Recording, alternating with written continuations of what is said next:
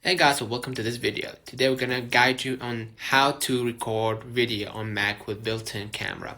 Now, what we're gonna do, we're gonna search for QuickTime Player, right? QuickTime Player here, right?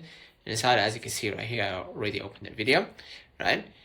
Under your control panel, hit or double click the mouse, right? And you're gonna see right here, new movie recording. So press here, and inside you're gonna be able to see that, hey, this is me. So I'm recording this video, right?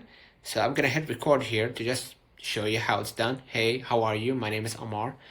And then once I'm done, I'm gonna just hit the pause button or the stopping button. And what I'm gonna do, I'm gonna be able to hit the file at the top. Under file, I'm gonna be able to export, right, the quality. So I'm gonna hit 720p or 720p, and I'm gonna name the file. And that way, I just recorded a video on Mac with already built-in camera.